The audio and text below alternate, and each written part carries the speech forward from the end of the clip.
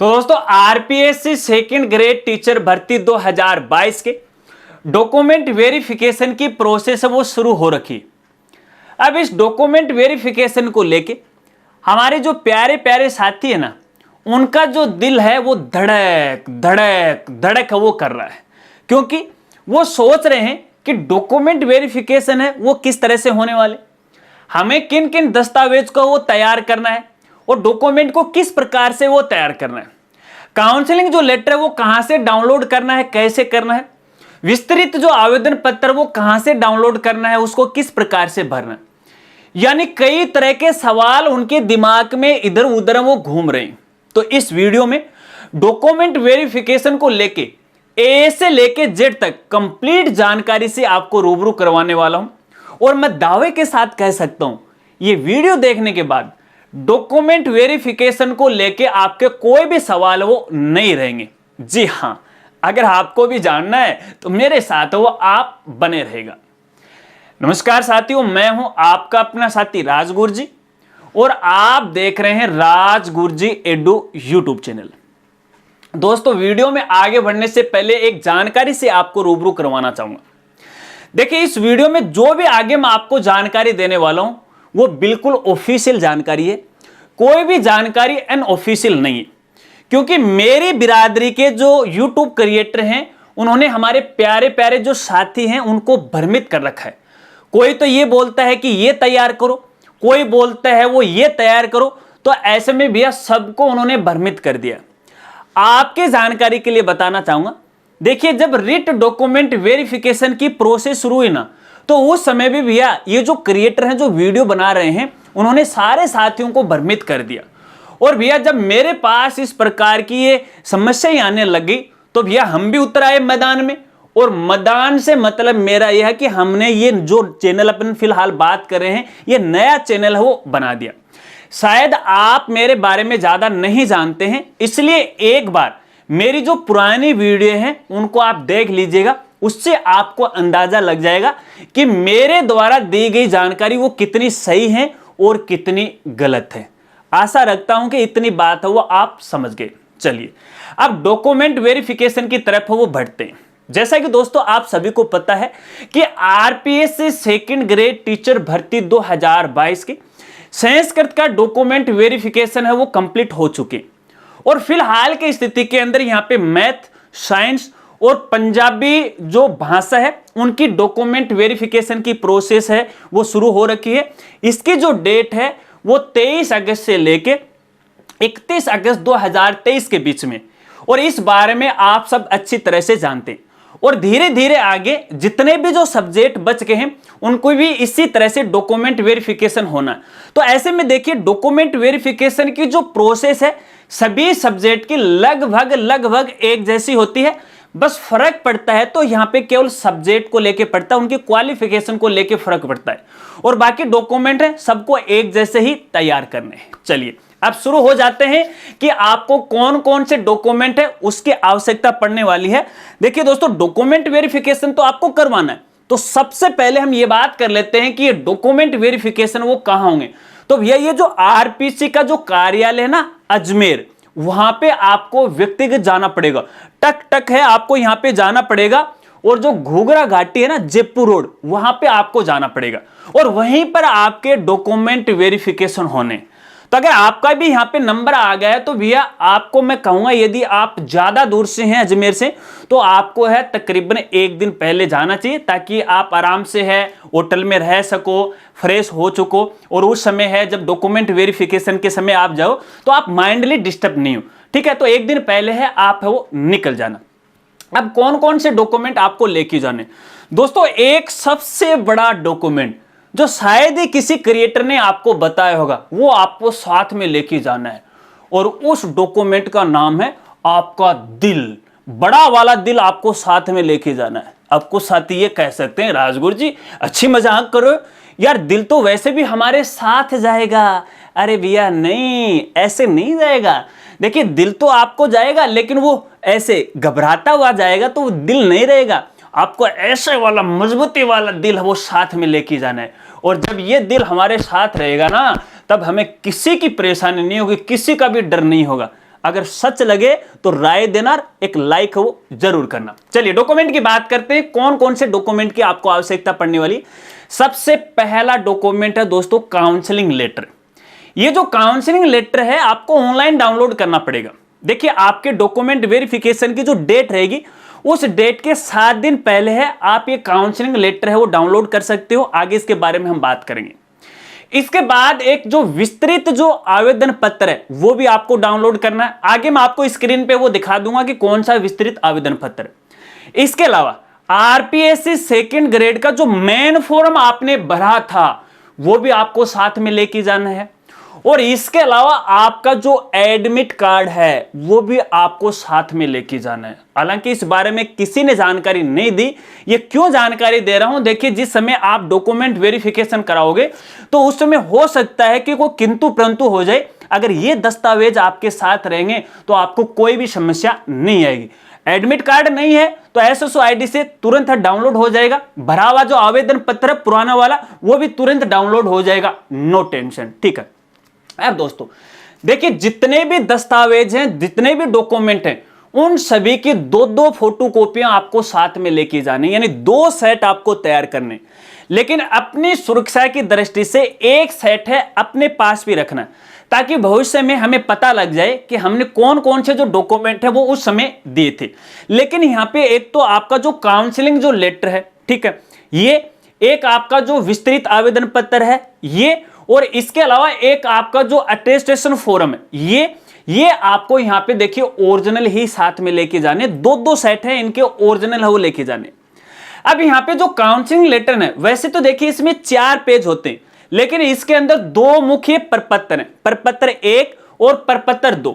प्रपत्र 1 के अंदर सामान्य तौर पे वो चेकलिस्ट है। चेकलिस्ट का मतलब है कि आप है वो कौन कौन से डॉक्यूमेंट है वो लेके जा रहे हो, जो सेट बनाओगे ना उसकी जानकारी देनी कि भैया मेरा ये डॉक्यूमेंट इस नंबर पे लगा हुआ है, ये डॉक्यूमेंट है मेरा इस नंबर पे लगा हुआ।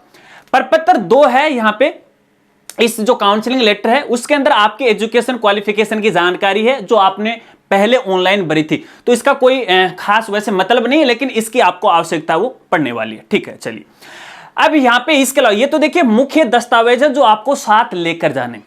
इसके अलावा आपके जितने भी एजुकेशन क्वालिफिकेशन के दस्तावेज हैं, जैसे 10वीं और 12वीं की मार्कशीट प्लस सर्टिफिकेट साथ में आपको लेके जाना है। और यहां पे देखिए अगर आपके 10वीं और 12वीं के जो सर्टिफिकेट अलग है तो आपको अलग अलग है वो लेके जाना है। और सभी जो दस्तावेज हैं आपके सब प्रमाणित होने चाहिए, सेल्फ अटेस्टेड होना कंपलसरी है, इस बात को आपको ध्यान रखना है। ठीक है।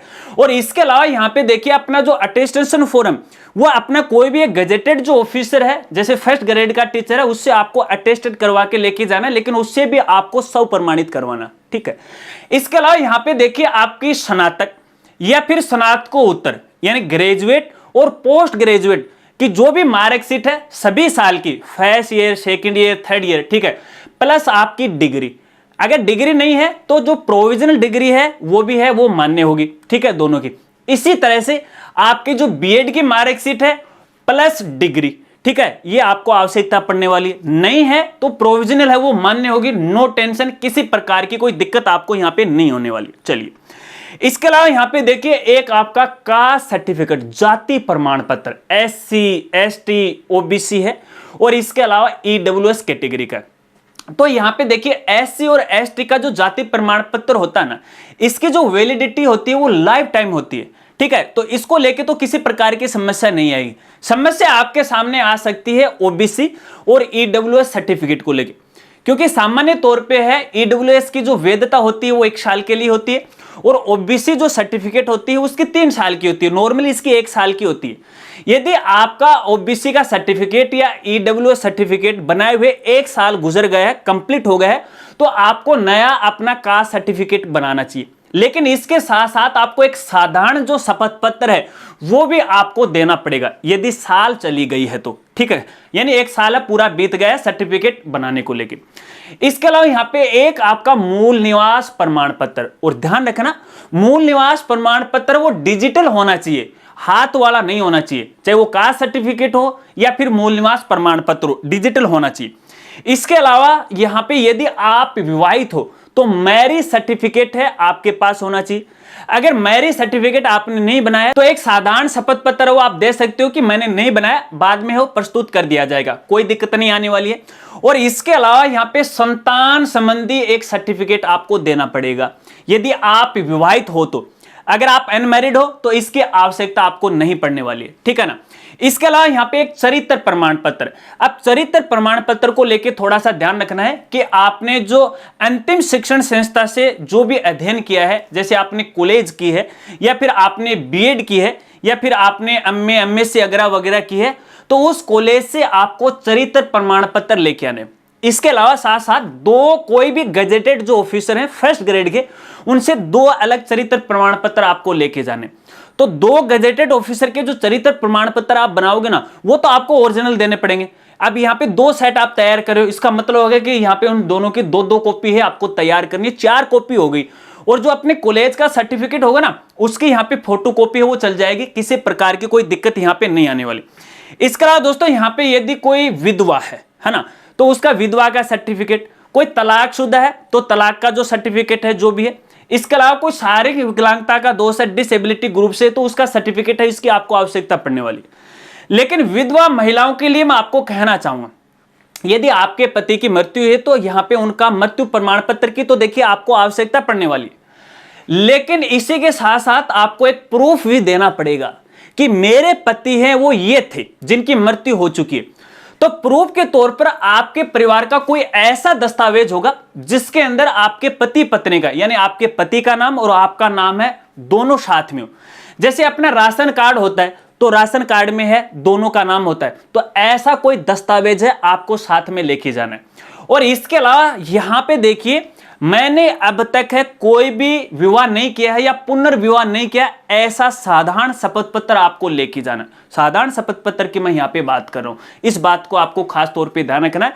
कहने का मतलब आपको यहां पे किसी बॉन्ड के ऊपर लिखवाने की आवश्यकता नहीं है। अब देखिए, मैं जितने भी शपथ पत्र आपको यहां पे बता रहा हूं, इनको अलग अलग बनाने की भी आवश्यकता नहीं है। आप केवल एक पेपर लीजिएगा, उसको शपथ पत्र या सब घोषणा पत्र आप बनाएगा, ठीक है, उसमें सारी चीज लिख दीजिएगा जो भी आप पे लागू होती है। और जो विवाहित हैं उनको यहां पे देखिए संतान संबंधी प्रमाण पत्र देना पड़ेगा कि मेरी इतनी संतान है, इनकी जो जन्म तिथि है वो ये है, ठीक है। तो यहाँ पे विवाह प्रमाण पत्र है और यहाँ पे जो संतान संबंधी प्रमाण पत्र है वो एक शपथ पत्र में आप तैयार कर सकते हो, किसी प्रकार की कोई दिक्कत नहीं आने वाली, ठीक है। इसके साथ साथ यहाँ पे जो विस्तृत आवेदन पत्र है उसके साथ आपको एक 50 रुपए का पोस्टल ऑर्डर देना पड़ेगा, 50 रुपए का, केवल एक, मात्र एक। मैंने आपको बताया कि शुरुआत के अंदर कि यहां आपको दो दो कॉपियां तैयार करनी है, तो यहां पे 2 विस्तृत आवेदन पत्र हो गए, 2 यहां पे काउंसलिंग लेटर हो गए, तो आपको 2 अलग अलग पोस्टल ऑर्डर बनाने की कोई आवश्यकता नहीं है, केवल एक बनाना है। फालतू में पैसा बर्बाद आपको यहां पे नहीं करना। इसके अलावा यहां पे एक आपका आय प्रमाण पत्र। अब ये जो आय प्रमाण पत्र है वो सबके लिए लागू नहीं होगा, ये केवल उन कैंडिडेट के लागू होगा जिन्होंने ऑनलाइन आवेदन फॉर्म भरते समय, जो सबसे पहले आरपीसी का आपने फॉर्म भरा था ना, उस समय यदि आपने अपने पूरे परिवार की जो वार्षिक आय है वो 2.5 लाख से कम दिखाई है, तो आपको ये साथ में वो लेके जाना पड़ेगा, अन्यथा आपको साथ में लेके नहीं जाना पड़ेगा। और ये जो आय प्रमाण पत्र है आपको जो 4 पेज वाला है वो आपको साथ में वो लेके जाना है, ठीक है ना। इस बात को भी आपको खास तौर पे ध्यान रखना। चलिए, इसके अलावा दोस्तों यहाँ पे देखिए 2 आपकी फोटो साथ में लेके जाने हैं। देखिए, एक तो आपका जो विस्तृत जो आवेदन पत्र होगा वहां पर भी देखिए आपकी फोटो है वो चिपकने वाली है, ठीक है, तो उस पर तो चिपकाओगे, लेकिन इसके साथ साथ आपको 2 एक्स्ट्रा, और मैं यहाँ पे 2 की नहीं, आप 5 साथ हैं, एक साथ ही वो लेके चले जाना। हो सके कहीं उसको वहां पे आवश्यकता पड़ जाए तो किसी प्रकार की कोई दिक्कत आपके सामने नहीं आएगी। और फोटो भैया बिल्कुल लेटेस्ट होनी चाहिए, मात्र 5-10 मिनट में फोटो आ जाती है, पुराने वाली फोटो को आपको यूज नहीं करना, ठीक है ना। 5-7 फोटो आपको साथ में वो लेके जाना। इसके साथ साथ आपका कोई भी फोटो युक्त 2 पहचान पत्र, वो आधार कार्ड हो सकता है, वो वोटर आईडी कार्ड हो सकता है, ठीक है ना। वो जन आधार कार्ड है वो भी देखिए मान्य है पहचान पत्र के रूप में, लेकिन जो नेशनल जो आइडेंटिटी कार्ड होते हैं वो अपना आधार कार्ड है और वोटर आईडी कार्ड है, ये आपको साथ में वो लेके जाना, ठीक है।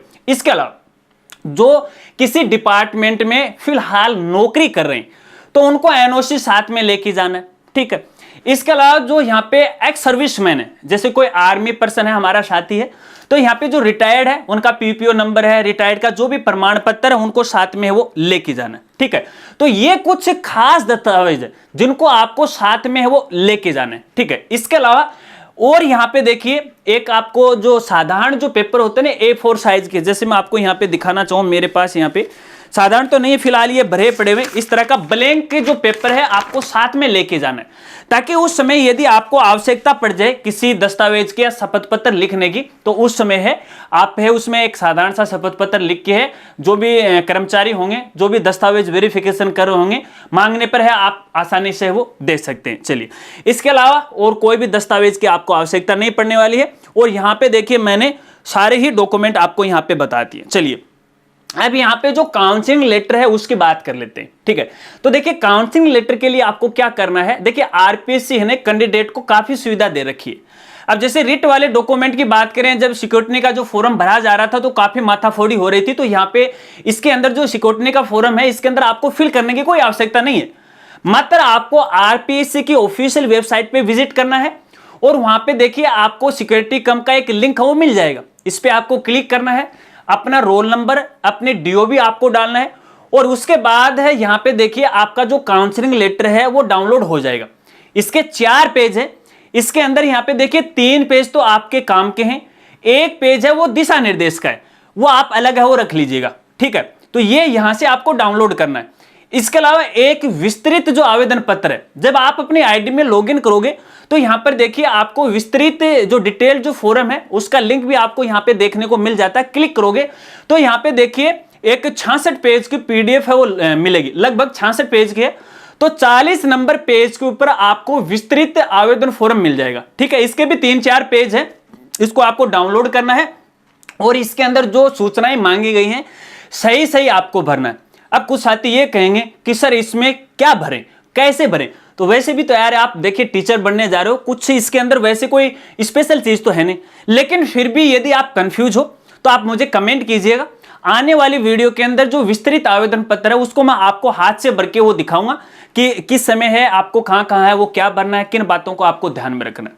अब दोस्तों यहाँ पे देखिए जो काउंसलिंग जो लेटर है इसके अंदर एक चेकलिस्ट है, उस चेकलिस्ट को आपको थोड़ा सा गौर से वो भरना है। उसके अंदर जो भी आपके दस्तावेज है उनकी जो सीरियल नंबर है वो सही तरीके से आपको लगाना है।